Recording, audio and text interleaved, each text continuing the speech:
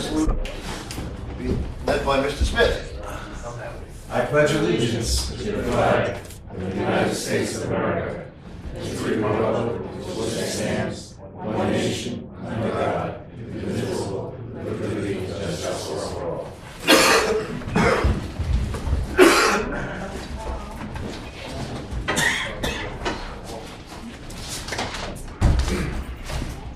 Good evening, ladies and gentlemen. Welcome to the board meeting of May 13th. Just a reminder, if there's an emergency, please go to your either exit from here, there's one in the front of the building. Out to your cars, please not leave until so directed by emergency service personnel. Just a reminder also, it's an outspoken building. If you must, please go outside. Village clerk. Yes, good evening. Just want approval tonight for the board meeting minutes of April 22nd, 2013. Motion. Motion. Second. Second. Mr. Mayor, on the motion, I just have one correction. I was, while I appeared throughout the record, I was not in the preamble of being president. So I just wanted to have that one correct. You sure you were here? Based on the quality of my comments, perhaps I should have been. Actually, I was here.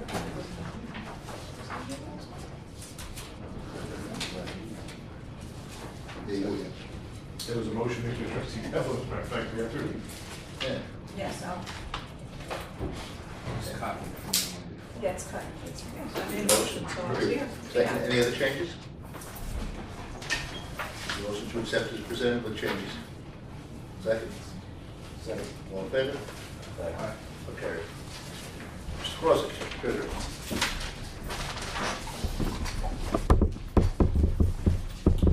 Good evening, everybody. All right, I'll start with the bills. For the period of April 22nd through May 13th, they total $589,842.81. Five largest of those bills: number one, Navistar for a garbage truck, $175,780.79. Now that was going back to last year's budget. Had That was encumbered out of last year. Yep. Life at $34,155.30, electric. Eastern Resource, $27,793.54, landfill. Northern Tool, $26,602.86, tractor. Scott D. Simone, Esquire. Tax certiorari, $26,250. Total, $295,849. If I could have approval. Motion to accept is presented. Motion. Second. Any questions, any other concerns? All in favor? Aye. Carried. Set up capital project for Carnegie Library project. Okay. And motion last time. Sorry. $250,000 revenue account Tritech. Add another revenue account $25,000 Patent Med Library. Add an expense account $275 Carnegie Library. Tritech is paying $250,000. Patent Med is paying $25,000. To appropriate from key sewer surplus, key money sewer surplus. Replacing the sewer line. There needs to be a motion on the setting up the capital. Motion. Second. All in favor? Aye. Okay. Second one, to appropriate from key money sewer surplus for replacing the sewer line on Railroad Avenue. This is an increase to account, I'm not gonna go into the number of the account, of $193,863. Again, it's from surplus key money. Sewer surplus. Correct one? Yes, key money sewer surplus. Yeah. Motion? Motion. Second? Second. All in favor? Okay.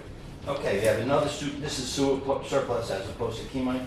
$19,057.89 is for a van for their use. That's for their use. I think it's to clean out the grates and stuff. Motion. Let it go around the building. Second. All in favor? Aye. Okay. Okay, we have two more items. Should I say three more pieces of equipment? We're going to appropriate $74,245.64 from general fund surplus for two code vehicles and a pickup truck. $44,538 increase and $29,707. That comes out of this year's surplus. Motion? Motion. Second? Second. In favor? Aye. Okay. Okay, I have a budget transfer to cover the cost of an upgrade to ID card system for the pool, $230, an increase. Another increase of $35.70 for summer brochures. and they come out of two other accounts, 1,523. It's just a transfer between accounts. Motion? Motion. Second? All in favor? Okay. I need an approval for the general fund loan, the community development fund, 2008-8004, and we will get that back. That's for payroll. Motion. Second? Second. All in favor? It's okay. Okay, you have cash balances in front of you for your information. One other item that I'd like to just go over. We did receive a rating from Standards & Poor's again. The rating services affirmed its AA rating with a stable outlook on Patchogue Village's New York's general obligation bonds. The rating reflects our opinion of the village's, number one, property tax base with strong income and extremely strong wealth, direct access to employment opportunities throughout New York metropolitan area, very strong reserves, and rapid debt amortization with limited capital needs. That's their rationale. They did consider our reserves very strong. We had that conversation a few times, which is important. And the outlook that they look towards us, they look at a stable outlook, which reflects Standard & Poor's opinion of Patchogue's participation in the strong local economy. We believe what we consider the village's sound finances and manageable debt with limited additional capital needs provide rating stability. While reserves exceed that of Patchogue's similarly rated peers, the village's income and wealth lag its peers' income and wealth. We do not expect to change the rating within the outlook's two-year period. I think we're doing a good job. We got to keep it up. I know there's some villages that were downgraded and downgraded. And I like to see triple X in time, but right now we'll take it low. We'll push for that. Push for that. But thank you, Ron. And thank Annie, because it's through the work of coastal home, which you guys do, by keeping us under control. Well, she's a great asset, and so are the other ladies. I'll be back in there. Yeah. Excuse me. Mike and the new lab copies of this for you later. Okay. Any other comments by anybody on that? Request approval to set a public hearing for zone change for proposed senior assisted living facility, which is being proposed on the property, the road property, where the tree is, on East Main Street across from the laundromat and the post office. There's that vacant lot there. The Rose have decided to sell the property, and they have a group coming in that will put an assisted living facility on that property. So for it to go there, it is not a use approved by our zoning code, so we have to go for changes on. 2 weeks from now? 28, Tuesday, 28. Okay, motion? Is that, Mr. Mayor, is it, so, why is it coming, it's just coming to us for a change of zone? Yeah. What we'll do is, the planning board has already looked at it, and will be giving us a recommendation on it also. For the change of zone? Yeah, so we'll have it. Yeah, for the overall site plan. For the overall site plan, we can take a look at it. We'll ask them to come in that evening also to do a presentation. Can we, have all supporting material Yes, forwarded to us? yep. Yep. And we just have the letters addressed to the village clerk, and the village clerk just reach out to the. I had already mentioned to him what he's gonna need for the meeting. Great. But we'd like to have it, if possible, within the next, at least by Tuesday, Wednesday of that week. Prior to the meeting. Prior to the meeting. Well, in the packet be sufficient, or? No, that's Friday before. That's the Friday before. They could have it the Wednesday. It's available to anybody here, because it's a little more complicated than just a cup of coffee on Sunday morning looking at it. Oh, typically, do we hear all the changes on? Changes up, yeah. That's a board decision. Yeah. In this case, this is a request for H business, which is a floating zone. That was created during the zoning overhaul.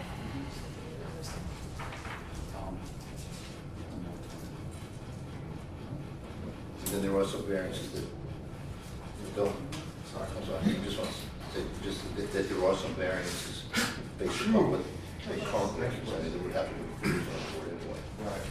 Some possible parking and some side yard and those kinds of things. So when we're looking for the zone change for the use, the zoning board will be looking for those things on the property itself.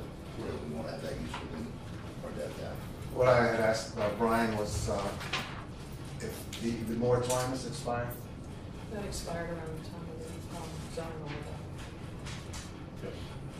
Is there a way for them to, go through the zoning board, get their variances cleared up, and then come to our board? So we can have ample time to look at the planning board's opinion, allow them to get through their zoning hearings, if there's any modifications that need to be made to the plan prior to its coming to our board for a change of zoning? My sense would be, and it just, I would much rather prefer that before we just blanket give them a zoning, a rezoning without really fleshing out all the details of what those variances are, what the opinion is of our zoning board, and get ample enough time to review the documents that the planning board is willing to provide to us. Zoning board's counsel's opinion is that they would be without jurisdiction to render an opinion as to the variance is necessary unless we approve the zoning. So they really feel that they didn't have any jurisdiction as a zoning board to pass upon variances because the whole thing could be a fiction if we didn't approve the zone. And in fairness to the applicant, if we deny, and we can say, we don't want this, absolutely, Sure. they're done.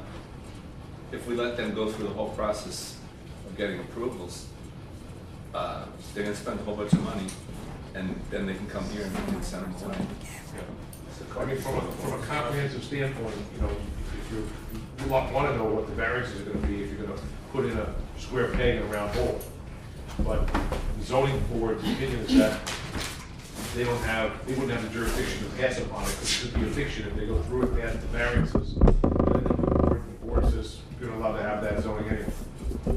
So they want to have the zoning fixed, and then put, again, because zoning is ostensibly not really project specific, and when you have a floating zone like this, when you're attaching a floating zone somewhere, it is a bit of it's a bit of an anomaly, because we're all taught you don't really want to spot zone properties, but in this case, that's exactly what a floating zone does. It allows the village board to place, if it feels a project is worthy of a certain spot, to place it there contrary to what the zoning on that spot is. Then they'd have to go through parking variances and what have you. I think that the important part is that the planning board has already done site plan review. They're probably already anticipating what a lot of these issues are going to be, and could probably well calculate what potential variances they're going to need. Yep. And we may want to get ask the attorney who makes the presentation what variances he predicts he's going to need. And I think that would be significant for your consideration. So this floating zone will be specific to that property, or it's going to be, it's not going to be covering that quadrant of our business district? Yeah, It's just that this exact property. But we're gonna be, I don't mind approving using that piece of property for this business. But you say we're also gonna be approving the site plan as well? no, because it's still got to go back to the planning board again. Correct. And then it's got to go to the zoning board. Yeah. They're going to have to go through their variances. And it could stop, we could approve this, and zoning and planning could stop it just based upon the other variance for parking, for argument's sake. If it doesn't fit, and they can't make it fit, and they can't give the variance, then they can't get the project. It's got ARB approval to go through and others. And just for timing wise too, on the village clerk of section 435-71, those are all the items that he has to submit on this change of zone. So there's quite a bit of, 9 copies of the petition, a copy of the site, all the things that Trustee Hilton was just asking for. site plan, the original verified with district, 10 copies, diagram drawn to scale, prepared by a professional engineer. There are some significant requirements of 43571 that the village clerk may want to bring to the applicant's attention. I'll send that to him. And, you know, I'm just looking at 30-day, there are timeframes that I'm not sure 2 weeks is gonna be realistic. For the priority hearing, it looks like it's gonna have to be at least submit proof that within 30 days immediately preceding, the applicant has mailed notices to residents within 200 feet. So I think, you know, it'd be safer if we set the, First meeting, 45 days from now. 45 days? Yeah, 30 is the minimum, so if you're off by a day or so, you're gonna potentially not have the service requirement, so 45 days from now would be, or 40 days, whatever's closest to that. This is the first meeting into, Wouldn't be the second in June. not June, July. 30 days from now Oh, is 30 days later, sorry. Be sometime in July. first meeting in July. First meeting in July July. 8th. Yeah. If zoning and or planning denied this application, this board would have the right to reverse this decision. Sorry. This board would have the right to reverse the decision that, if we make a decision tonight. Well, I mean, at the public hearing, I'm sorry, at the public hearing, we make a decision to change the zoning, but then planning and or zoning board denies the applicant. And we opted to reverse this decision, we can do that. If we make it contingent upon project application, I'd have to think about that, but that's certainly something to consider. Because it is project specific. Yeah, I was just Oh, gonna say, okay. it would seem to be project specific, Yeah. if it doesn't go through that project, it doesn't go through that. Right. That zoning, therefore, The doesn't. zoning would revert back. Yeah. So 40, let's say the 13th. So 40 days from now, we might be able to catch that June 24th meeting. 40 days? Yeah, it just has to be 30, so I put 40, I tried out there just as, Okay. but it has to be 30, Oh, I thought you meant 31. 40, okay. No. So you want June 24th? I mean, we might be able to catch that, that would be more than 40 days from now. I would rather do it in June than in July. Yeah, to June 20, if the village clerk gets a hold of the applicant, he does what he has to do under section 43571 in time, First day in June July. 24th would work. Want to set that tentatively and make sure they get everything done, and we could, if we need to, push it to the That's next 42 week. days. Well, we'll know, because he has, 30 days before the hearing, he has to give us the note that the affidavits that he published it. If he misses that, then we know he's gonna have to be into the next meeting, and we'll know 30 days beforehand. Doesn't he also have to give a fairly reasonable argument that the property cannot be used for anything in that allowed use? It's not,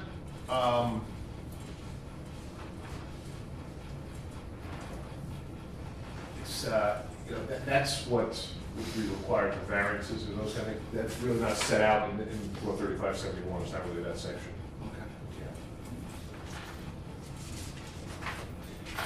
A motion to set the public hearing for June 24th. Second? Second. All in favor? Aye. Okay. Request approval to hire BHB Engineering Company for to provide a State Environmental Quality Review Act for secret compliance services for the proposed extension of the sanitary sewer drainage improvements on River Avenue at a cost not to exceed $5,300. These funds will come from the sewer funds, and will probably be paid back through the state grant, the $1 million dormitory authority grant. So it's, but before we can take any steps forward on that project, we need to get the secret on it. Motion. Second? Second. All in favor? Aye. Okay.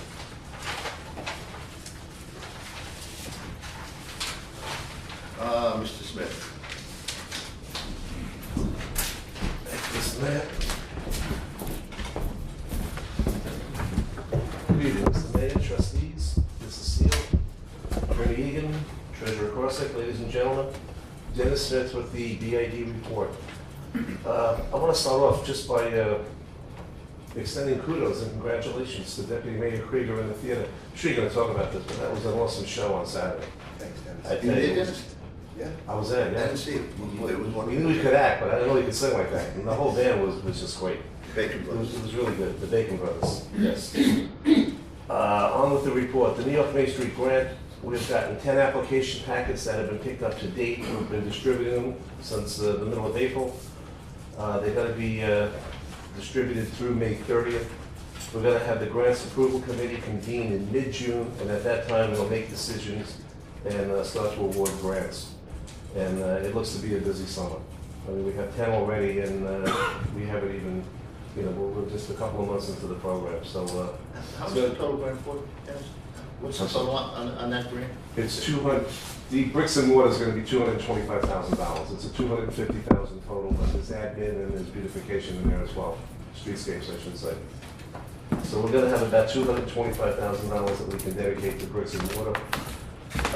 Unfortunately, that's just about half what we had at the last grant. And right now, we've got probably 3 times the activity at this point in the grant than we had at the last grant. So we're going to have to be very prudent in the projects we look at, and the kind of impact they're going to make on Main Street. And we have a good grants committee together, and the approval committee will we'll make those decisions, and I'm sure we'll be just great with it. It's exciting that we're starting with this well. The wayfinding sign program, the locations were marked out throughout the village just about 2 weeks ago. We're looking forward to have the installation done, or at least started by the end of next week, and we're really looking forward to have it done by Memorial Day. Interesting comment. Brian, tell Dennis what you, when you were in your partner's car. My law partner just got a brand new car on her the GPS, the vehicle, GPS system.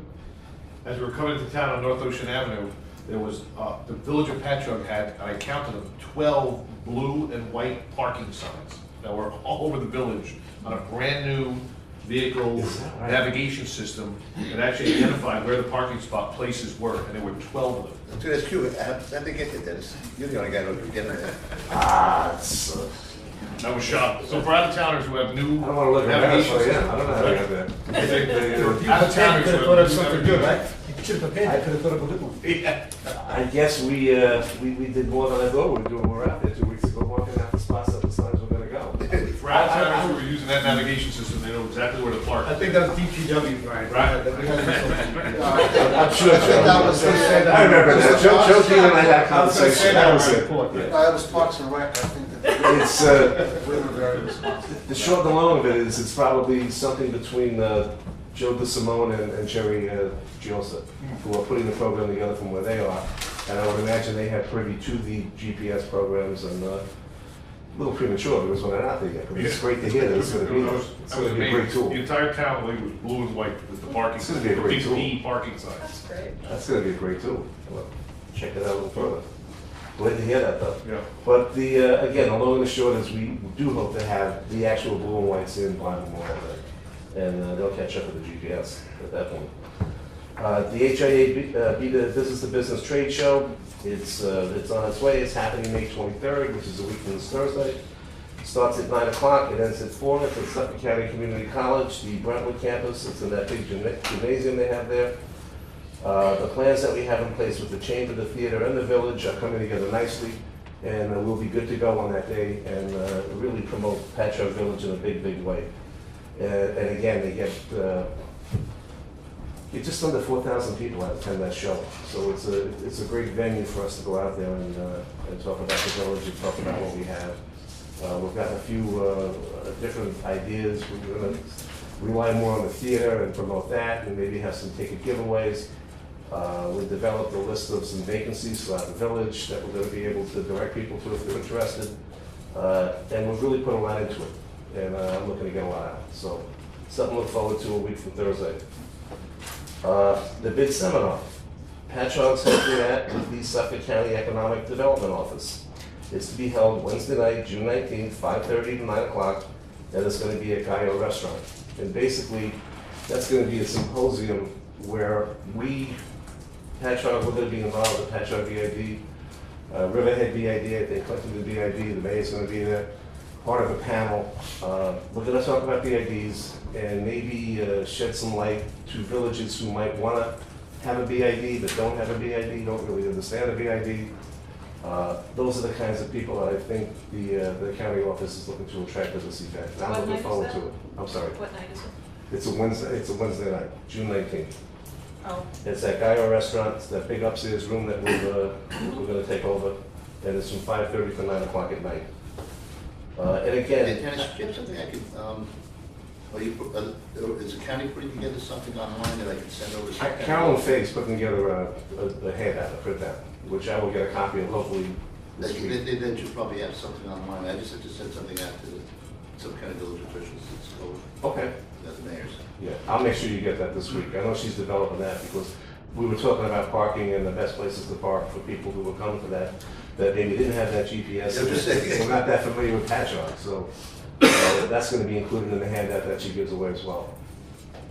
But, hey, it's a great event, and again, it's kind of an honor that the county wants to come to Patchogue and have Patchogue with the county host this event for other municipalities throughout Suffolk County and Long Island for that matter, with regard to what's happening within Patchogue. So it's a compliment to this board and to everybody who works in this village to make things happen. I'm very pleased with it. On a mundane note, we have the vegetation control, or for lack of a better word, weed control, happening on Main Street this Saturday. It's going to be Main Street, Route 112, which we added last year, Oak Street, plus that parking lot. It's this Saturday morning, the 18th. I'm going to get a hold of, I'm going to ask Jim Berber if he could help us with maybe some, a car to follow the truck, which we've done in past years to keep it safe. I'm going to get the exact time they're going to start. They usually start about 5:30 in the morning. This year we've taken that program and we've extended it again down West Main Street to Waverly because we used to have it west. So, we go up 112 now. We do North Ocean up through the business district. We do South Ocean down to the tracks, and we do east and west. So we're putting in the Oak Street and Oak Street parking lot. We've encompassed a lot of the building of the village, and it's a great program. I mean, in the last 6 years ago, we didn't know what to do with the weeds. I had Valentin out there with weed whackers, like I couldn't put it in enough places. Doing this, the vegetation control really works. We do it once, and it seems to work for the whole year. So it's a good investment. It's money's well spent. The flowering hanging baskets are on target to be placed throughout the village the week of May 20th, which is the week before Memorial Day and the Memorial Day Parade. This year, we're going to put ties on them. We're going to put anti-vandal ties. Just the simple plastics, just so you can't go up there, swing on them, pick them up, tap them. We're trying to make them a little more vandal-proof than perhaps they have been in years gone by. So hopefully that won't be the issue this year that it may have been in past years. We are also looking into purchasing some new liners for some of the planters where the liners have been destroyed. I know we need them. I'm talking to Karen Ferb and Paula Murphy, who's spearheading, of course, the planning, and we appreciate that as they do every year. They're looking to do the plantings the first 2 weeks of June, so hopefully we're going to have some new liners for those plantings by that time. And in addition, we're going to have some new planters that will be placed on West Main Street between Railroad and River Avenues. I talked to Joe Dean today. I'm going to mark out the sidewalks this week. Hopefully, by the end of next week, we might have them out there. So we'll be good to go. I think that's all I have, unless there's any questions for me. I do. Got any grant money for us? No. Okay. I guess Deal some, will you? The way the targeted area went, it excluded that part of East Main Thank you. Street because it looked pretty good. Yeah, thank you. And we tried to put it where we thought we could do the most good. All right, well. So, sorry.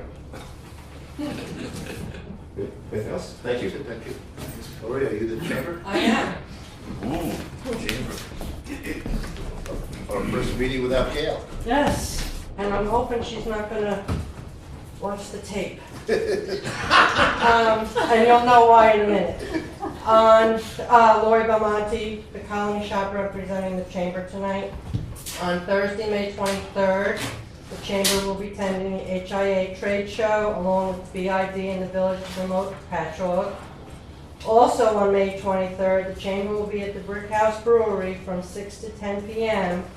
for a surprise retirement party for Gail Hope. So don't put that on, please.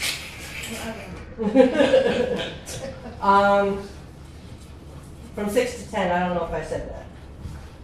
On Saturday, May 25th and Sunday the 26th, the Cultural Heritage Committee and the Pubs of Patchogue are holding Reggae in May. Participating restaurants will have reggae bands, dancing, and entertainment to start off the summer. What they say? That cultural heritage is really branching out. They really are. What was that date again? Saturday the 25th and Sunday the 26th. They did not give me times.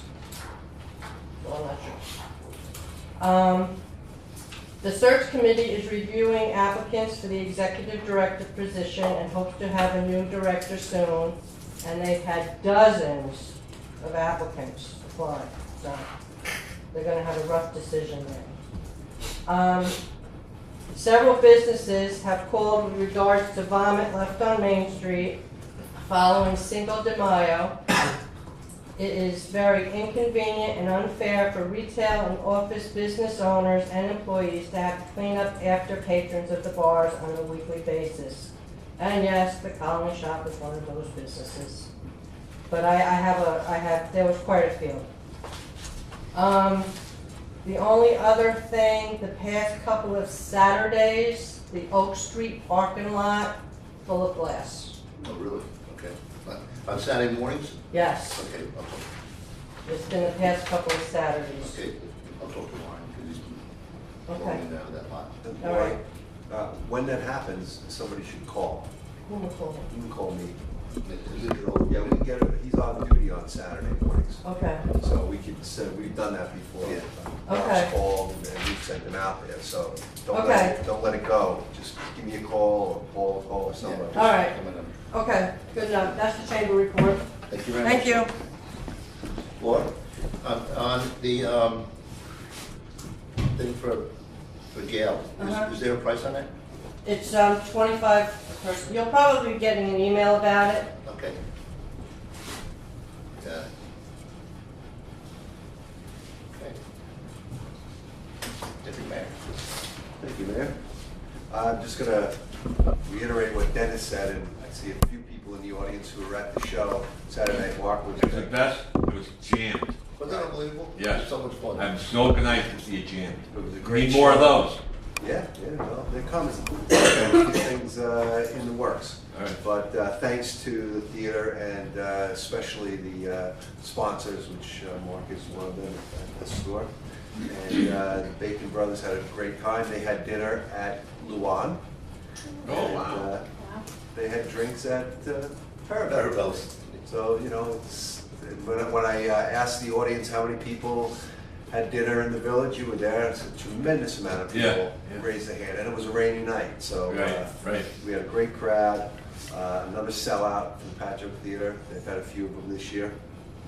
And congratulations. And this to was a them. theater production, this wasn't booked Yes, by this was a somebody else. theater production. Right. yes. And And the money came totally to the Yep, theater. yeah, it was Yeah. a great show. Audience, I went through the audience and asking people where they were from, and Yeah, all over. people from all over Long Island, far and wide.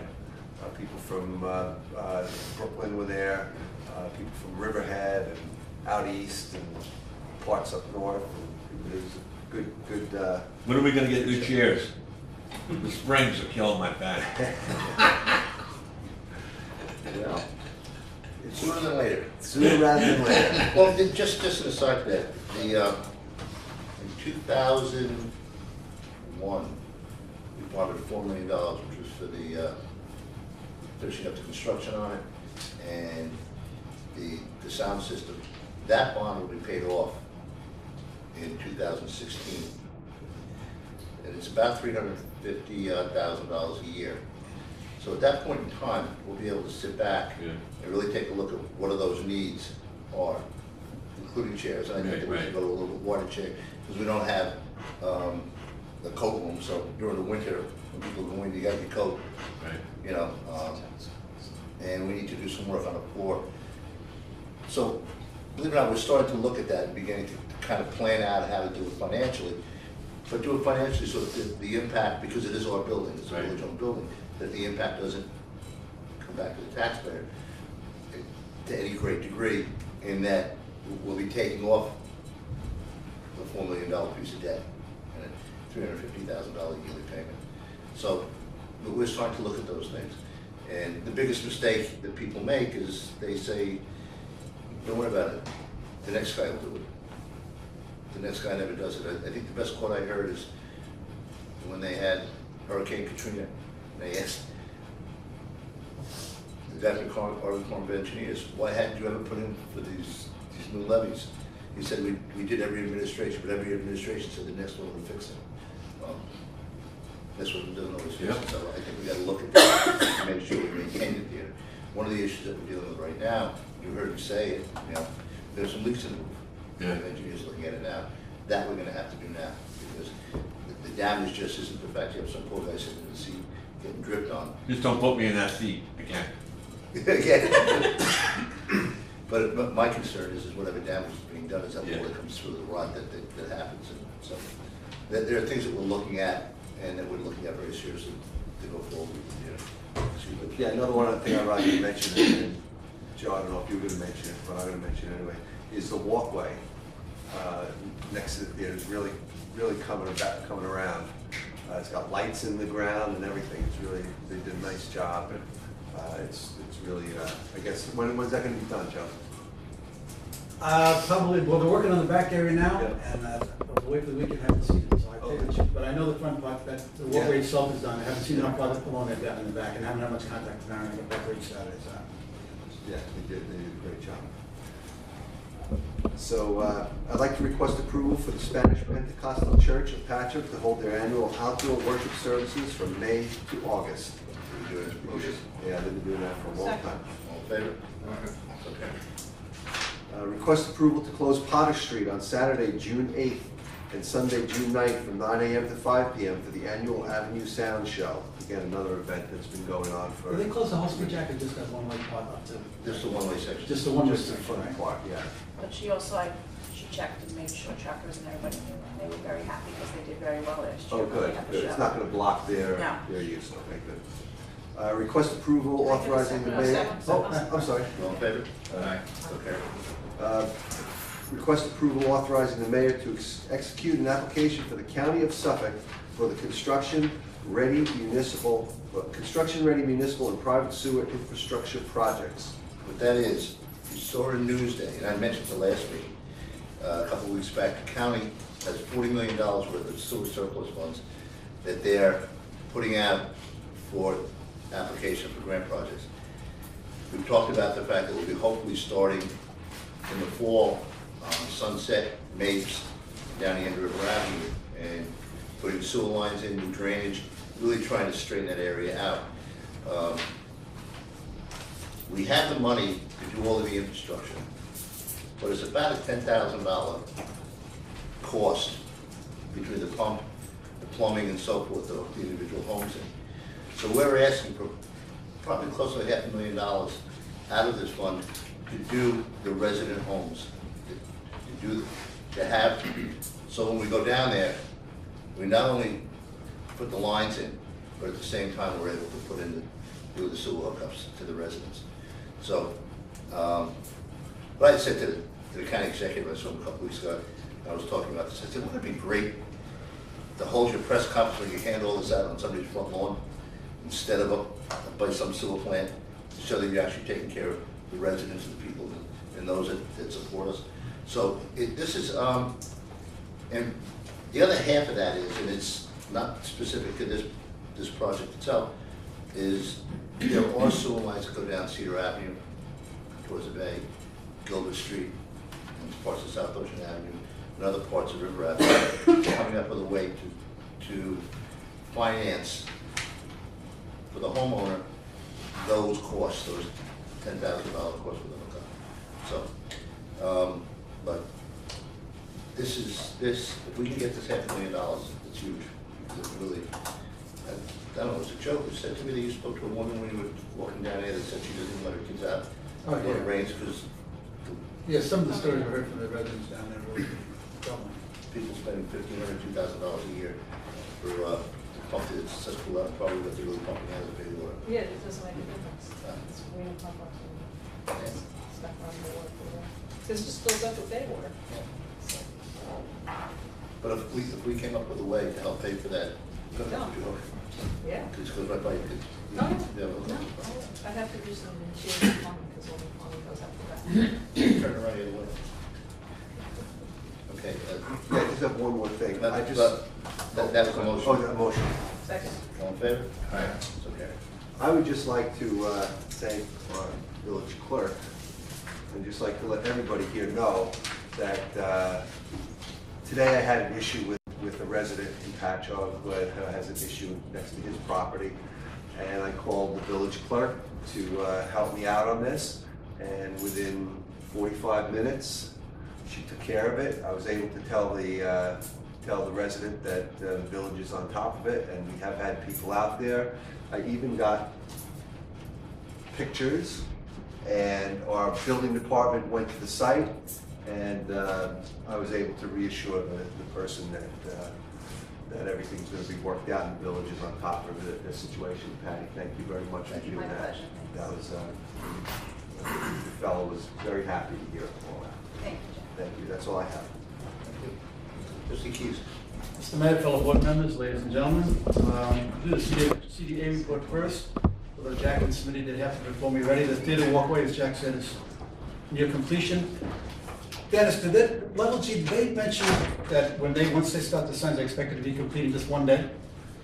It's gonna be, that would be great if that happened, but it's gonna be probably 2. Yeah, okay. Yeah, the last I heard was like a one day. They're gonna send out double crews and not stretch it out. They're gonna come out here, they're gonna bring all the equipment out, they're gonna stay here, and it's probably gonna be a 2-day affair. It will be 2 days, okay. Okay. The CDA appointed the Patchogue Arts Council as a consultant for all of our public arts projects. They were actually the only ones that responded to the RFQ.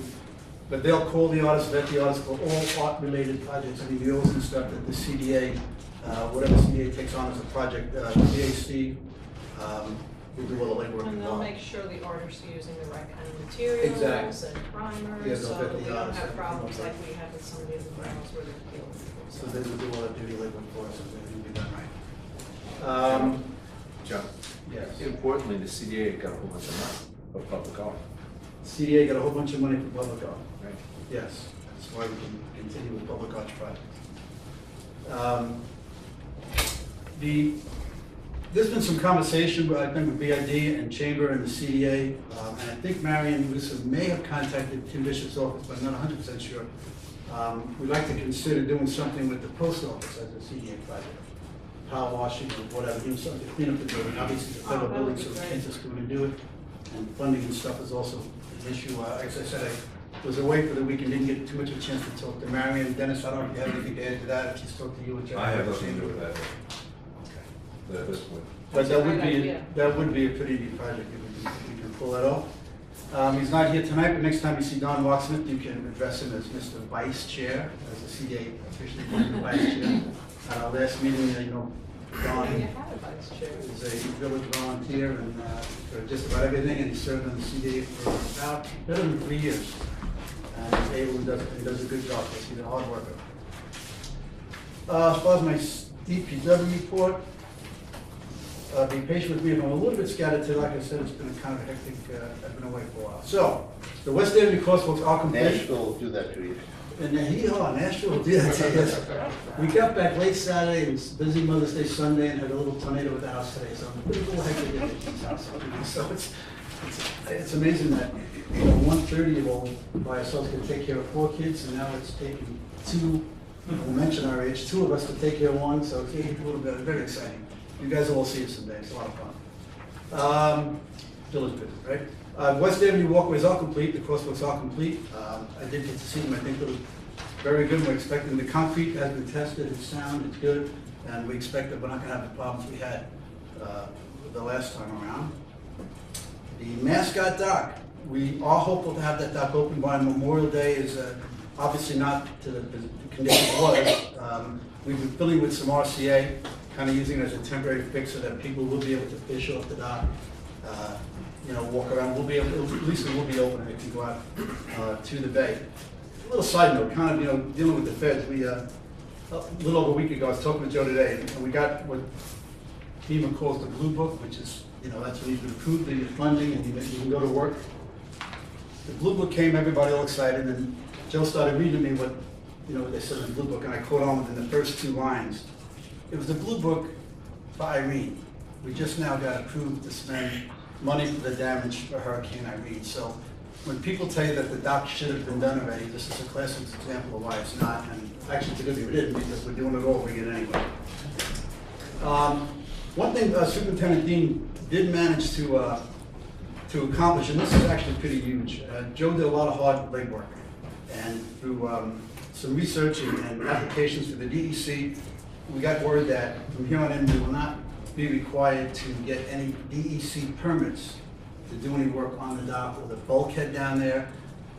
As you know, anytime you deal with DEC, when you have to apply for permits, that could be a long, dragged out, and sometimes expensive process.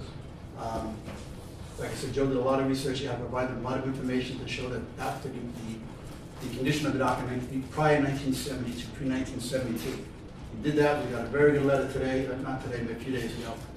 But that is big. That saves a lot of time and money. Now, once we get this thing approval and we start working on the dock, we don't have to go through DEC. We have nothing to worry about anymore. And anything we kind of want to do there. We've been dredging a lot. We had a temporary permit for that. Now we don't even have to go through that anymore. We can just go ahead and do it. Paving projects, we're expecting Academy Street by the end of the month. Have a meeting on Wednesday with a contractor to discuss the last meeting we approved Grant Wood and Cleveland Streets. So we expect that they'll be rolling pretty soon. I think it's going to be a pretty busy paving summer. If anybody's been down by 380 Bay, we right now paving the driveway down there, and will there be paved curb driveway curbing, parking lot. They're going to reseed when it's all done, so the outside will be just as good as the inside. You guys will be pretty happy down there once it's all done. We had a stormwater committee meeting, a public meeting a couple of weeks ago. And while we only had one resident attend, it was a big one because we managed to recruit that resident as a member. The board welcomes Trustee Bill Hilton. I think Bill walked in to use the men's room that night. And he said, sign him up. We locked the men's room door till he signed his name on the sheet. And we did have a public speaker, Steve Pop, from the Fish and Wildlife Services, and actually did a pretty interesting presentation. You know, it's unfortunate there really wasn't anybody to see it, but a pretty good presentation on the impacts of our behavior, the impact it has on the fish and our waterways. We have been talking now, kind of expanding. We're actually going to change the name of the Stormwater Committee because apparently the name is not attracting anybody to come to the meeting. So we're looking for like a Clean Water, Clean Air Initiative Task Force or something like that, something that would sound a little more attractive. Sounds exciting. And we are kind of looking to expand what we do, and not just water, but we're talking the ways of, which you'll see is one of the things I'm going to request, the Clean Air Initiative, and a work session coming up next week. I think it is the 22nd, where we did kick out quite a few halfway decent ideas at our last meeting. And so once we get together, we're going to look for ways to really implement them. In the summertime, we're hoping to get a nice little public project going. I know John Bojack volunteered to help with some of the details on the basins once we get to all the locations, and we'll hopefully get some more volunteers to do, whatever we can come up with. So that's what kind of expanding our scope. Okay, my wish list. I'm requesting approval to amend the vehicle use policy to include engine idling restrictions for all village vehicles. This would apply with public safety code, DPW, obviously any village-owned and operated vehicle. I guess, Brian, I think I got a chance to do the wording. We're looking at 5 minutes. Is that? Well, got a chance to finish the that, or- proposal was certainly it could be at whatever amount you wanted to set. My only suggestion was that exclude emergency vehicles or vehicles that have prior approval from their supervisors. Exactly, but in some cases, we understand that it is necessary for them to idle more than 5 minutes is what I'm requesting. 5-minute restriction on it.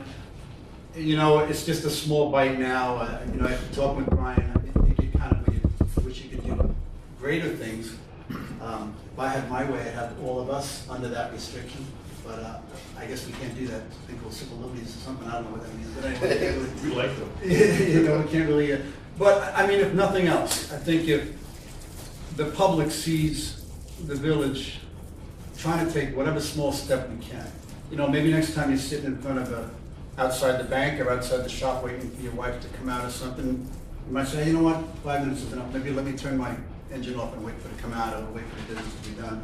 If we all start thinking like that, you know, we can force it on employees, obviously we can't force it on our residents, but I'm just kind of hoping that maybe our mindsets change a little bit, and maybe if we all start doing something like that. It's a first step. I mentioned at the end of last meeting, the end of my report about it, styrofoam restriction. It was one of those things where the night before I came to the meeting, I got some takeout, you know, and it was in a styrofoam meeting. Start thinking about it. I'm looking at this thing, and this thing's around for another 300 years. It's not going anywhere. So you start thinking a little bit. After talking to Attorney Egan and realizing that on a small scale, it might be not really practical for us to try and enforce that. It would have to be something probably town or county-wide. Be like countywide? Yeah, our garbage doesn't stay here anyway, it goes. So, but anyway, just another thing to think about when you go to the deli, try to get something. Go to the roast, they have it. All right, so I'm rambling on. I'm requesting approval, I did request approval to amend the vehicle use policy to include engine idling restrictions for all village vehicles. That's a motion. Second. Second. In favor? Aye. Thank you. Requesting approval to hire H2M for Phase 2 construction administration services and construction observations for the Railroad Avenue sewer line replacement in an amount not to exceed $35,000. Maybe recall we approved the Phase 1 a few weeks back. That was for engineering. This will be for H2M to do all the inspections on the construction of it. This will come out of sewer money? This will come out of sewer line, that's correct. And that's a motion. Second. Second. All in favor? Thank you. Requesting approval to hire J.R. Holtzmarker to complete engineering and prepare a bid package for the replacement of the bulkhead at Campbell Street in an amount not to exceed $8,000. That bulkhead is probably long overdue to be renewed, and so the sooner we get on that, the better. And so we'd like for Holtzmarker to do the engineering and prepare the bid package. That's a motion. Second. All in favor? Okay. You requesting approval to hire Rosemont to mill and pave Bianca Road at a cost not to exceed $25,659.20. Motion. Second. Second. All in favor? Aye. Where's Bianca? That's, West End of town? Yeah, that's a little Bianca Road. Oh, yeah. you just call out the guy. Yeah, we use car. The emblems that Bianca Road hasn't been touched. Never. Yeah. Requesting approval for Rosemont to mill and pave Union Avenue and Lake Court at a cost not to exceed $31,000. Again, these are small roads, but these are streets that may never been touched, and the residents on it kind of think they're ignored pretty much, and we should pay attention to their roads because they're in terrible shape. So that's a motion. Second. All in favor? Okay. Requesting approval to hire Rosemont to mill and pave Waterworks Road at a cost not to exceed $33,073.30. It's a motion. All in favor? Aye. Okay. Requesting approval to hire seasonal laborers. The list is in your package. Motion. Second. Second. All in favor? Okay. And Mr. Mayor, other than wishing all the mothers a happy belated Mother's Day, that's all I have. Thank you. All set. Trustee Green. Good evening, Mr. Mayor. Just one particular item. I had a very good meeting with a prospective buyer of Old Town Hall. Great. And a follow-up meeting, which is quite promising.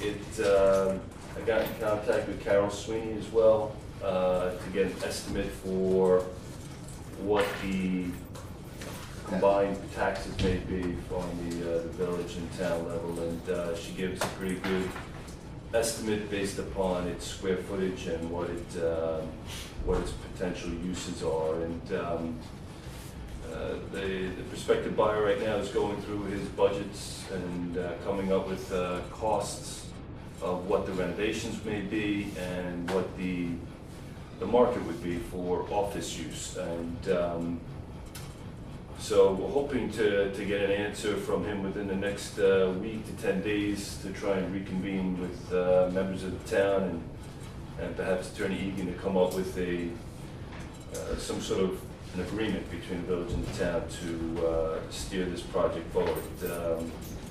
It's been ongoing now for a better part of 18 months that we've been working on this, and obviously there's been a change of administration up at the town, quite carousel of characters up there, but hopefully we'll be able to, I know that the supervisor is committed to trying to do something with this property, and we'd all love to see it reoccupied. So we'll get an answer soon and hopefully get an opportunity to reconvene with them. Any discussion with them, Jerry, about hooking into sewer? Were they going to wait to find out what kind of use they have?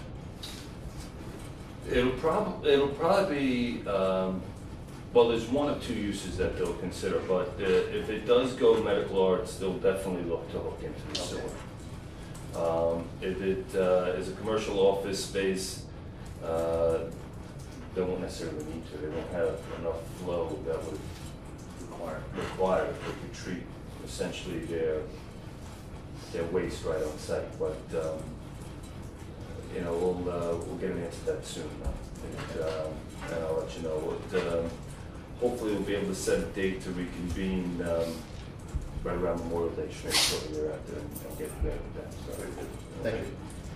and that's all I have for this evening. Thank you. Jerry, what is our involvement with that building? And is it ours, is it the town's?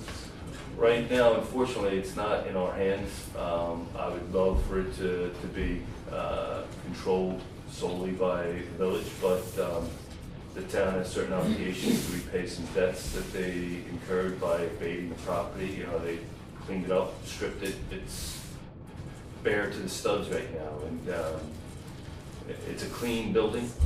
It's got good bones. It's ripe for redevelopment. And there would be quite a bit of investment to rehabilitate the property, restore it, and maintain its historical character. But the village right now, we would hopefully just be able to steer it through planning and get Well, the planning. the control of what the end use may be. But there's a negotiation that needs to happen between the village and the town to get this thing off the ground. So it's, you know, very close to striking a deal right before Mr. Lesko had made a decision to leave town government. Right. And it's sort of, you know, sort of delayed things or put things off. And we had a very willing and able buyer of that property that walked away. You know, and, they got a little bit frustrated, and private money doesn't stand still too long. Yeah. So, but there's another person at the table that's really interested, somebody that is a long-time resident of the community that has good intents for growth. So, Okay, local guy, huh? somebody you know. So, Thank you, Well, Jerry. good work. Mr. Mayor, fellow trustees, residents. 3 reports, sort of generic reports. If you've been down to the corner of Main Street and Clare Rose Boulevard, you see a big hole in the ground. The Carnegie Library Foundation is how it was written up in the patch, and I thought we had a new organization in town. But the hole for the Carnegie Foundation, for the Carnegie Library, is being made. I think it's going to be done in about 3 weeks. 3 or 4 weeks, there'll be a full basement down there, and that building is going to be in place pretty quick. Secondly, I went down to Riverwalk just to see how they were doing, and the phase 1 has 27 units in it. 4 of them are model houses and offices. The other 23 are sold and on the books. The second phase of it has 44 units in it. They're not all built yet. That'll be the whole south side section. 17 are sold, under contract, and 7 of them have binders. So and you know, the high-end one is $387,000, okay? I mean, it's a very, very successful development. And last but not least, Four Corners, although they're not renting yet, they have 150 people who have signed up on the website to indicate that they're interested in being talked to about renting. They're going to start the renting process first quarter next year, and they expect to be occupying the second quarter, second half of next year. So our housing and building is really going well, really well. I'd love to see Riverwalk, when Riverwalk is fully built out, it's going to have quite a nice impact on our tax base. Tom, there's one question that I'd like Sure. to try and get an answer for. And, you know, TriTech has earmarked 51 units for potential conversion of Condominiums, to right? condominiums, and if we could get a number of what their price point would be For the condos? for the condos, to try and, you know, we have units being sold for $387,000 within this village. What is the number that they would need in order for those to go owner occupied? I know they made a commitment for certain plumbing and sewer Yeah, they conversions. built them so- out so that they can be converted. That's the Yeah, point. I'm well aware of that. So what the question that I have is, what is that price point? Price point. What would they need these units to sell for them to be owner occupied? So that's, you know, at the next opportunity that you're able to have that Yeah. conversation with them, Sure. I'd love to get a handle. The $387,000 Riverwalk unit is the 3-bedroom, fancy one, 2-car garage, you know, I think that's the top end of that. Well, those four corners are as prime a real estate that you're gonna get in this village, and if you're going to build something, that's probably the top dollar that they'd be able to get these Probably is. units for. So so Yeah, that's right. that's a question. Thank you. Other than that, I have a couple of legislative matters. The last meeting, we discussed some change in the taxi regulations, and I asked that Brian revise them, and he has revised them. So I'll make the motion, and Brian, if you would. Sure. Request approval to amend section 390-15 of the Village Code to increase the number of available taxi licenses and to add new provisions setting minimum requirements for the number of handicapped accessible taxis and hybrid automobiles in the taxi. You remember the debate from last time, the board reserved decision, that's why it's not on the public hearing calendar, it's on the actual trustees calendar. The proposed law is in your packet. If you look at section A remains the same, increasing in vehicle licenses from 60 to 100. We hope to alleviate some of the arguments, there was a shortage of taxis in the village. B, now we've taken a gradated approach to both the handicap accessible taxis as well as the energy efficient, fuel efficient taxis. In 24, for the handicapped accessible vehicles, in 2014, 5% of the fleet has to be accessible, and in 2015, anyone seeking 20 more licenses would have to demonstrate that 10% of their fleet are handicap accessible. Turn to the next page, in subdivision 2, again, we take a gradated approach on the licenses. In the year 2014, 10% of the vehicles must meet the minimum fuel economy standards for domestically manufactured passenger automobiles set forth by the U.S. Department of Transportation. For licenses issued in 2015, this requirement is 20%. In years 2016 through 2018, 30%, and then ultimately in 2019, 100%. So it's a dramatic step forward for the village in requiring the enhanced fuel economy.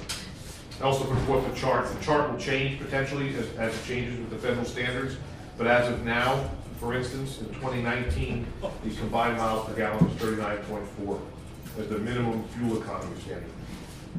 By 2025, just for informational purposes, it's 51.3 combined miles per gallon. That's the proposal to gradiate the requirements. That's a motion. Discussion. The fundamental change that we made, instead of inking a standard mileage, we just adopt the federal standard. Because that's going to drive the car market and provide what's going to be, you know, widely available. Be covered by the public. Motion? Second? Second. All in favor? Aye. Okay. Lastly, request approval to hire J.R. Holtzmacher to perform material testing and inspection for the Chronic B Library Foundation at a cost not to exceed $6,500. The village has a responsibility to inspect the foundation, cement, the dirt, a whole bunch of foundation-related things. It's still our obligation. It won't cost more than $6,500. Motion, second. This isn't something our own, like, chief building inspector could do. Pete Sarich wrote the request. Yeah, You he's know, gonna do it. On the concrete and on the material testing, there's certain pieces of testing equipment that you need to do it that we don't do, and that's Pete is certified. So I think we also need to get this, the engineer to sign off on it. Second, Trustee Green, all in favor? Aye. Okay. That's it, thank you. Trustee Devil? Good evening, Mr. Mayor, fellow trustees, Clerk Seal. I have a couple of resignations and appointments on the various boards. The first one is I'm requesting approval to accept the resignation of Catherine Cinto-Craig from the ARB. She wrote, "Dear Mayor Pontieri, this is a formal letter of resignation from the Architecture Review Board. I no longer have the time needed to dedicate to the board. Thank you for the opportunity. This has been an enjoyable experience." So I'd like to make a motion to accept the resignation with regrets. Motion, second. Second. All in favor? Aye. Okay. And then I have from the Planning Board, the resignation of Gary Rizzi. Chairman Rocco, it is a difficult decision to make. However, I find myself unable to continue to fulfill my duties as a Patchogue Planning Board member. My personal endeavors have required an increasing portion of my time and conditions beyond my control, inhibit me from participating in our local government in a constructive manner. As a conscientious village resident, it's my deepest hope to be able to contribute to the village in the future should these circumstances change. Serving with you and the fellow board members has truly been an honor. Thank you for this opportunity, and good luck to you and the fellow board members. So, again, seeking the approval for the resignation with regrets of Gary Rizzi. Second. In favor? Aye. Now I'm requesting approval to appoint Nicholas Greco as a full member of the planning board. He was the alternate, correct? That's what I thought. Yeah, He was the alternate, Yep. right. So he's moving up to full. Motion. Second. All in favor? Aye. Okay. And then just a couple of things. There was a very successful fundraiser. As I mentioned at the last board meeting, the Plaza Media Arts Center needs to raise $55,000 so that they can convert to the new standard for digital film,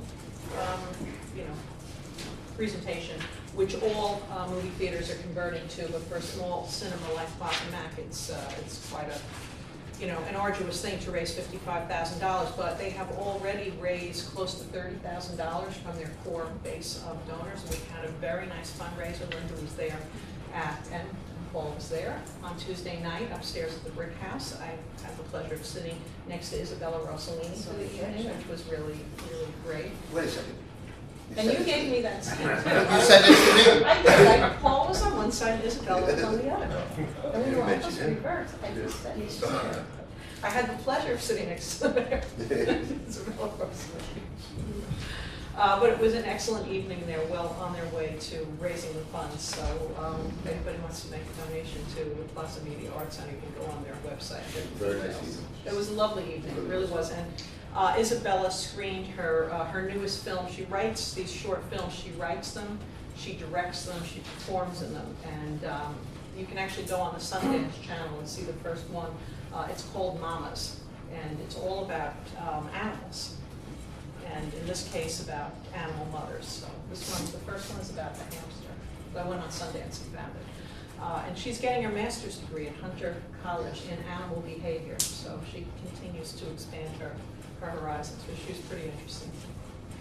And then the Patchogue Arts Council, I was going to mention what Joe had mentioned, that they'll now be serving in the capacity of consultant to the CDA's public art project, which we're very excited about that collaboration. If you're on Terry Street at the gallery right now is a new show called Transfers. It's all kinds of different prints and things that involve transference of, it's an artistic ink, paint, and it's a guest curator, Jason, do you remember his name? Paradis. He's a professor up at Stony Brook University, a very interesting young guy. It's quite a nice show, so I encourage everybody to stop in. The Arts Council gallery threatened the fire codes Friday night. Why? Why, we had too many people there? There were so many people in the room. What is the limit, 65? I don't know, I'm just Oh, okay. joking. No, it was a pretty It was successful, wall we to had a wall lot of people, people there. Yeah. and their average age was younger than my children.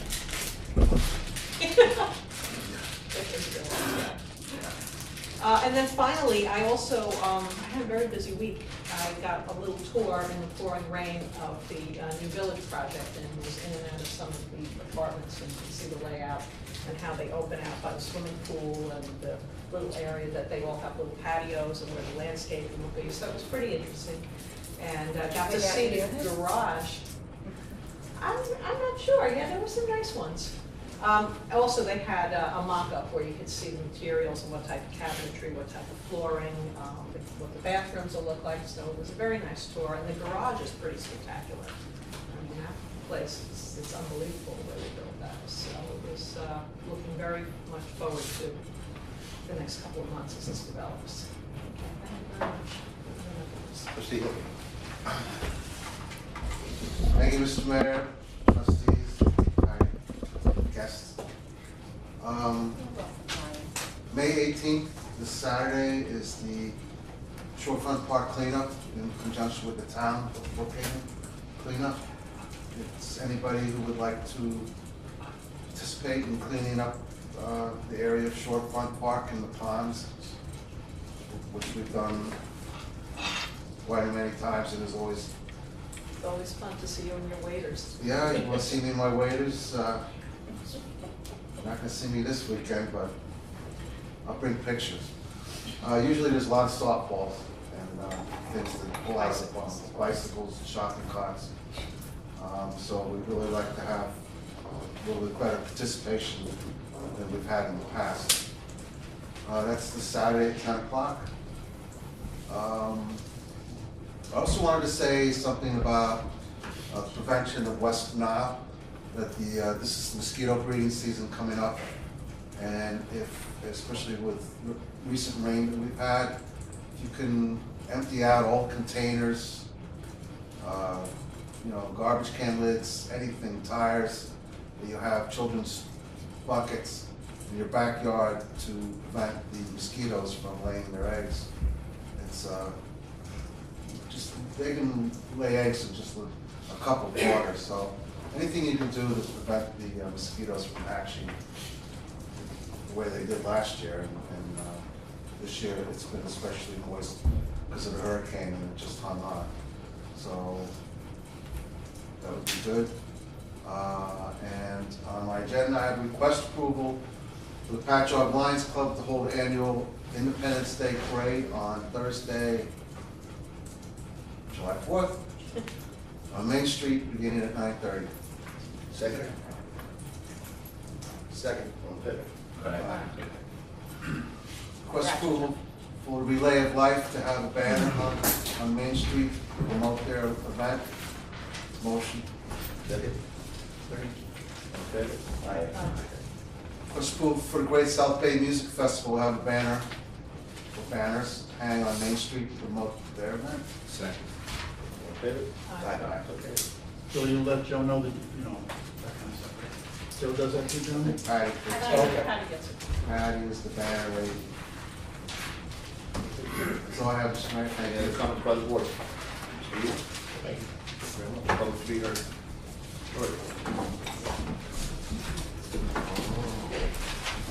Your chamber. Two things. Lori Belmonte, 4 Harrison Street in Patchogue. The flower tent behind the bargain building. They have permission to be there? Yeah, they went to zoning board. Oh, they did? Okay. All right. My next issue was, as a former ARB member, I know Lombardi's was granted permission to take down the house at 508 South Ocean Avenue. Since they've demolished the house, they've cleared the entire property, including the trees. They bought an RCA, which is recycled concrete, which is also used as a base for blacktop. They graded the property.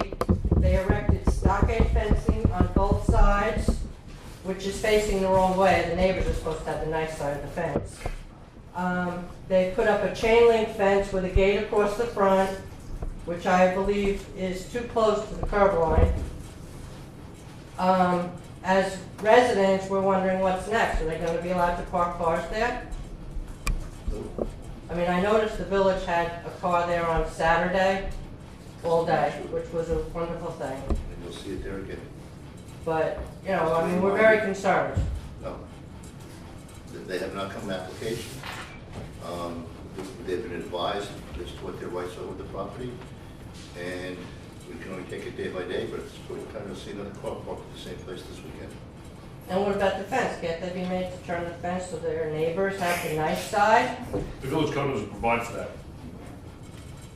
Really? We, So that was chief standard. building inspector, it may be a nice neighbor policy and a good citizen. Okay, the town, I believe, has The it. village of Patchogue, the code does not have it. We went through the code, chief building inspector, Sarich and I went, as you can imagine, went through 508 South Ocean Avenue and the activities that you outlined with an extremely fine-tooth comb. And that was one of my initial instincts, and it turned out the code, our code doesn't actually provide that. Maybe for the future. Oh, maybe that might be Our code something we should wanna provide do. Future. Could be a code. But am I wrong in saying that the chain link fence across the front is too close to the? I don't know. I don't know how the code reads. Yeah, I haven't seen the chain link fence, I don't know what. Oh, yeah, it's a chain link fence and they put the slats in it so you really can't see It's right where through. the dirt meets the sidewalk, right there. We'll Yeah, have the chief building inspector take a look. all right, thank you. Thank you, Lord. Good job. Go ahead.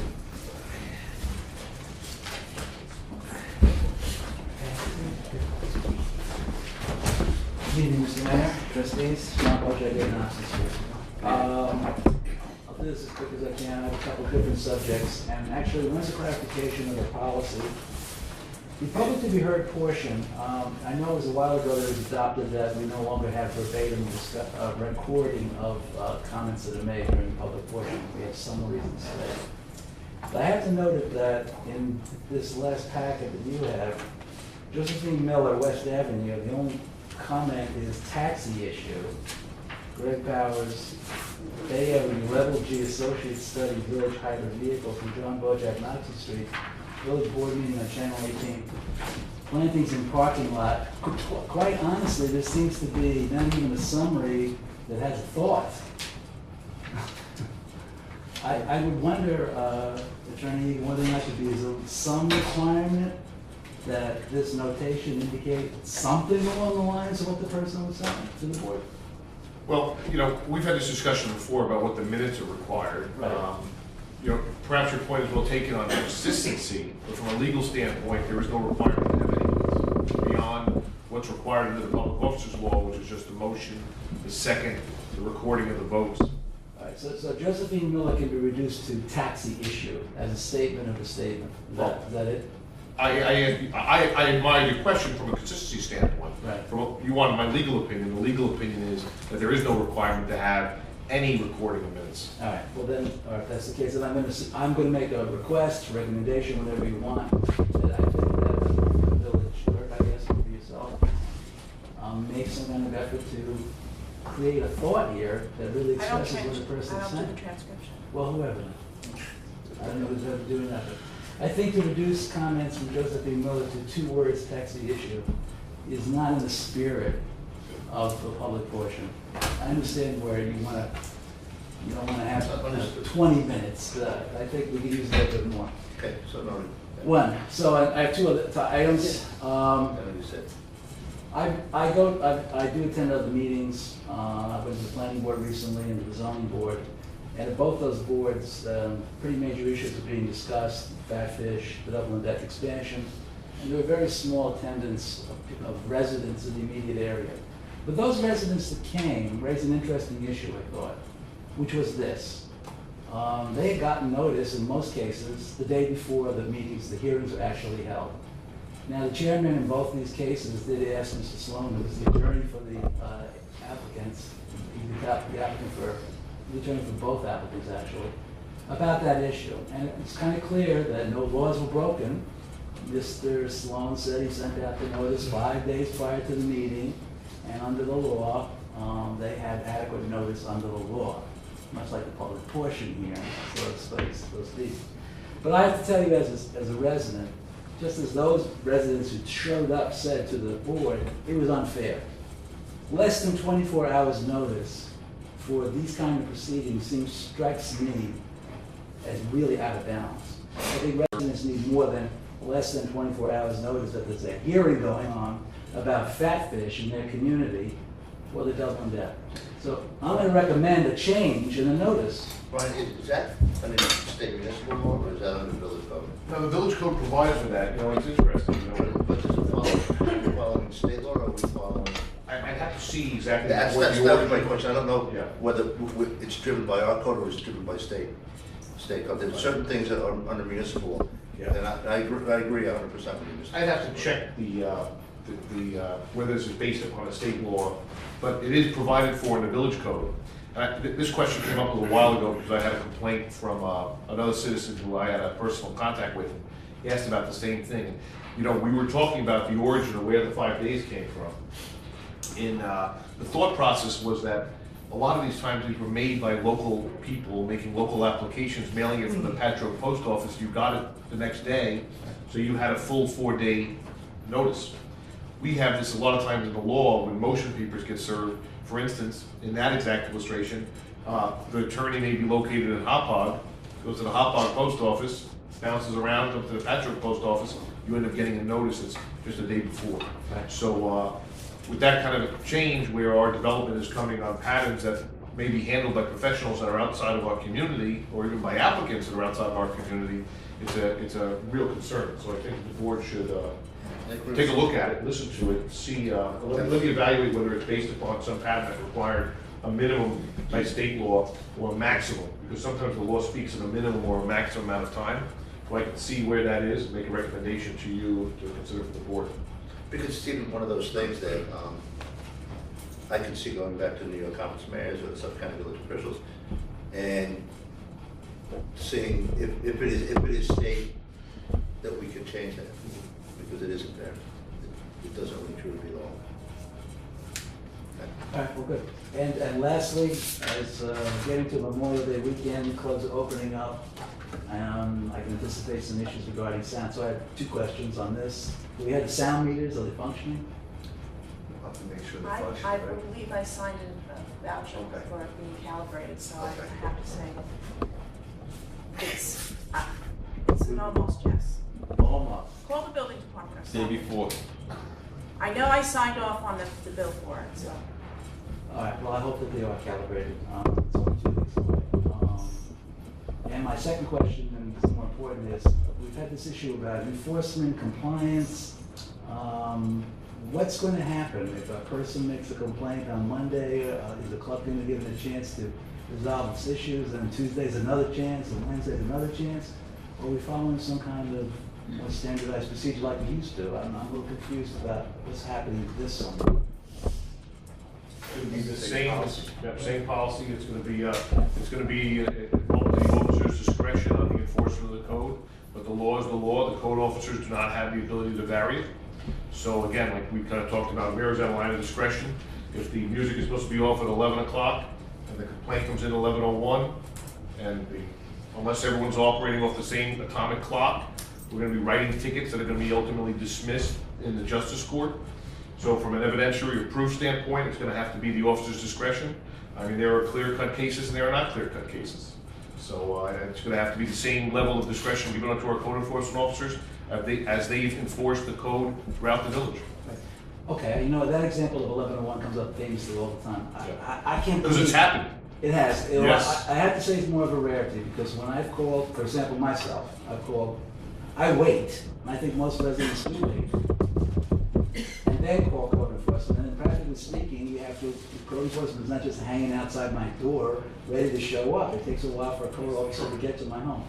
If I called at 11:01, I don't think they'd be there till like 11:30.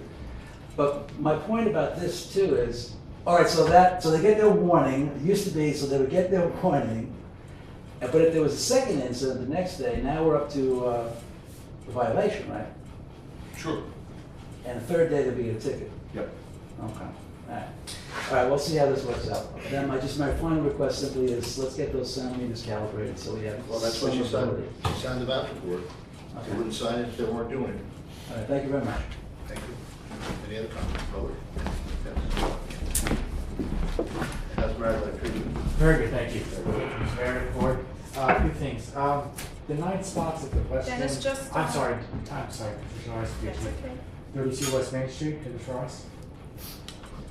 The 9 spots at the end of the church lot are those part of the church lot, or they actually belong to Emporium, those 9 spots? The ones right up against? Yes. Where they park the bus? Yes, That's us. Those are basically ours. they are the village spots? Okay, thank you. Well, you know, that's interesting you say that because more often than not, they're cold off. Yeah, because they put the bus in there, they don't Well- hand those acts. 6 of one, half dozen of another, you gotta find a spot for a bus, it's gonna be someplace. Okay. Very good. Yeah, a trailer or whatever. Let's meter it. They We'll have have options, meetings. they have options they could explore for their tour buses Yeah. besides those spots. I just want to know where they, thank you for your time on that matter. The emails on the village website, when it says, all trustees and yourself, it says email, did nobody get those things? I get them. I got 'em. I do get it. It was down to Just read it. Okay, because I sent them out and it really is odd. I mean, I sent them out and I've never got a response. I don't know, so thank Me? you. Yes, sir. No, you must be doing it. When you click on the link, I wanna give you my card with it, so you type it in. You've sent emails to all trustees? I've sent emails to 3 trustees and the mayor. Yes, sir. Have you ever sent an email to me? No, sir. 'Cause I never got Take one. this in case, and then you. Am I allowed? Got Yeah, Twitter. absolutely. He's on Twitter. The server was down all weekend. Yeah, well, there was, the lights were down, Saturday, Okay, 10 minutes on Saturday night. Okay. The no parking signs will be on east of Gino's Pizza on Main Street there. They still haven't been put up. We still have multiple where it actually ends there, just past actually the hair salon. Yeah. Those signs Joe, still aren't. One of the problems on Main Street with the traffic is that cars are parking. I think there's 5 spaces. Yeah. 4 or 5 roughly. spaces that we have blocked off when they put the barrier across the street, so you could have 2 lanes. Cars now at night are parking almost to the corner. So all you get is the one line, you can't get the turning lane. So what we're talking about, the south end of the street? Right in front of, Furnace Building. Okay. In front of Ronnie's Jewelry. Ron's Jewelry. Yeah, from the back. Yeah, from about, if you take a look, you can see where the space ends. Yeah, I know what you're talking about. We just never put up. Good night, Vern. Yeah, it's the first time I've done that. And So I just want to make sure of this, because I got, There's no parking there, but we don't have any signs that indicate no parking. there's actually one sign that still exists that kind of conflicts. It actually says you're allowed to Yeah, park. it's just 2-hour parking. Yeah, Yes. so that's- Yes, what do you say that? 'Cause I saw that yesterday morning. so how many spots you talking, I didn't answer the first one I heard about this. What, how many It's probably 4 spots, 5 spots. Okay. Yeah, that sign needs to dead end. Yeah. Thank you. Approximately a year ago, I made mention of the fact that the town of Brookhaven received several $1,000s, hundreds of $1,000s for an emergency to be able to change the lights, and the village lost out on part because they said we're a village, we don't get any of that money. That loss became self-evident last weekend. Even though it was a false alarm on Main Street there, traffic was terrible for the emergency vehicles. Was there ever any help? Did we ever Now, you're saying that, so the traffic lights changed? Yeah, so the traffic lights changed to allow emergency vehicles, and we never, did you ever get any response? back? There was some of those, when those lights are changed on the 4 corners, that would be added to the 4 corners lights. And there are on West Avenue, there are some where we have in place. Anytime we change a light, we change the intersection, that gets changed with it. I think that really the only one that is really problematic right now, that and Havens, is the 4 corners. And, That'll get changed at the end. well, it'll get changed when that When that's changes, we'll complete, try to yeah. get the paperwork. Did Brookhaven ever address your concerns on that? That's it. We pay town highway tax, we pay Yeah. town taxes, and They we wouldn't give us. take care of ourselves. Is there any public forum hearings scheduled for parking going to metered? When the lot's going to be metered, is there any more public forums or? There will be. We have a question proposal that's out. Yeah, question proposals going out. I mean, we had hearings, Yeah, you know, been to. quite a few of them. That opens on Thursday. That opens on her Thursday, and bids will be coming in. And then we'll have, obviously, further discussion about it. And then we'll have more discussion about the bidding process, who we choose. Yeah, and I stepped out when you were talking about tax, I don't know if it's included, the taxi regulations that are adding more to it. There seems to be quite a few jurisdictional disputes at the train station over who's allowed to pick up and drop off through these taxis. That needs to be addressed too, and actually, probably code needs to actually go to referee some of them. And also facilities for those drivers, because they're guilty of some of the 2 o'clock, 3 o'clock patrons leaving for using the parking lots as facilities. You know, it's interesting about that, except obviously on the weekends or, Yeah. a lot of them stop by here and use our bathrooms right here in Village Hall. You know, we don't close the doors, so. Not that we're gonna send out notices to the drivers, but, well, they're adults. You know, you'd like to think, and there's guilty of some of the patrons using church lot. So any expansion of their jurisdiction or permits should have to include some sort of a small, like they had before the construction, they had a little place, they can, little office over there on the corner. They need some sort of. But it's the railroad that's closed that down. They've limited the hours that is open and accessible. And it's problematic for us.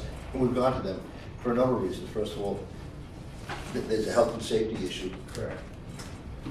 Place for people to go that's secure. And in the weather, there's a place for them to go. And now, you mentioned this, you know, facilities. Yeah, these taxi drivers have got to have, if the village is going to grant carte blanche to these taxi companies, they should have some sort of facility for their drivers. And, the fence that we were talking about with, I'm sorry. Lombardi's. That fence is being backwards is the leading cause of drowning amongst, now I know there's a pool back there, but that has got to be addressed, that you're allowed to have the fence the wrong direction. That is. Unfortunately, our code will address it. Yeah, that's. We will address it, we'll look at it. That's, you know, how we use the majority of the children that climb the fences. Because they can climb over on Because they those can climb over, boards on the people yeah. turn around. Village Board, thank you very much for your time. Dennis, thank you. Any other comments? Yes, sir. Good evening. Michael Canavan, 6 Harrison Street. Just 2 concerns. The first one is the stop signs on Ryder Avenue and Harrison Street. Yeah. Continuous people blowing the stop signs there. As a father of 2 little girls who ride their bikes now with the nice weather, I'm getting concerned about that. I know myself and the rest of the neighbors have made inquiries to the code enforcement and to the police station as well. If they just stationed a cop car in the corner by the senior baseball field, they would have a field day there. So if somebody could take a look at that, I would appreciate it. Absolutely. I'll speak to Coke tomorrow. It's up to PD, they call it. Thank you. And just to mention that our code officers cannot give those kind of violations. No, but I was hoping they could pass the information on to. I absolutely will. The second concern is in the mornings, as I'm going to work, I head up South Ocean Avenue, and across the street from the Bagel on the west side is the museum Yes. and the butcher. There's always 3 or 4 cars parked there. I don't know if people are going to the bagel place or what, but it's a major concern. I almost seen an accident occur yesterday because what's happening is you have traffic going north and south, and you have the buses that are leaving South Ocean Avenue trying to squeeze through there. I thought they weren't allowed to park on that side. No, we're not. That's a code enforcement question, that's enforcement for traffic, that's parking, actually, not traffic. We're gonna take it, see, right now, all it says is no parking, it doesn't say no standing, so somebody could actually be sitting in their car and the parking lot across the street. And that's exactly what they're doing. That's exactly what they're doing. Okay. And again, I noticed it's between 7:30 and 8:30 every morning. There are at least 2 or 3 cars there. And they absolutely are running to bagel shop. So yeah, I don't think the butcher's open at that point. No, not at all. But that's it. Thank you very much. So let's take a look at those signs down there and have, thank you very much. Any other comments?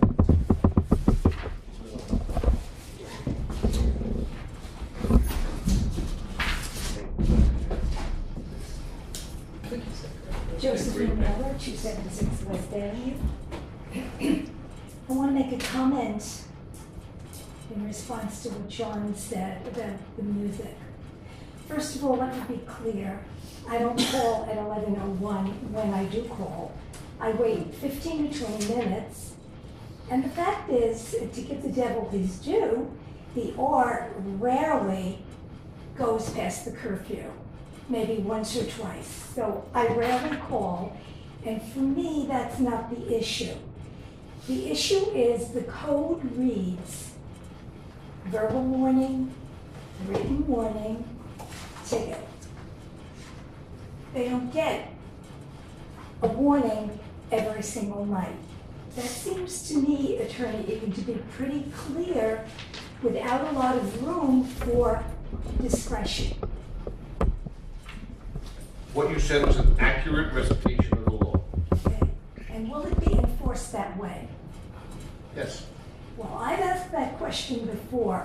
I pulled up the minutes and I understand why they're no longer giving the full public minutes, because I pulled up the minutes from 2009 and I said to you, Mayor Pontieri, a law is only as good as it is enforced. And you said, I agree. And I said, will you honor your commitment to all of the residents of Patchogue, not just the businesses? And you said, absolutely. Last year, there was a change in how the law was enforced. The businesses all got one chance to violate the sound code. I'm not talking about curfew. I'm talking about going over the decibel limit. They got one warning each night. If they violated that warning, then they got a ticket. That's not how the law was written. And in addition to that, a ticket was issued in the autumn to Fatfish, which is adjourned and adjourned and adjourned and adjourned. So I'm not sure where the code is being enforced as it's written. Thank you. So noted.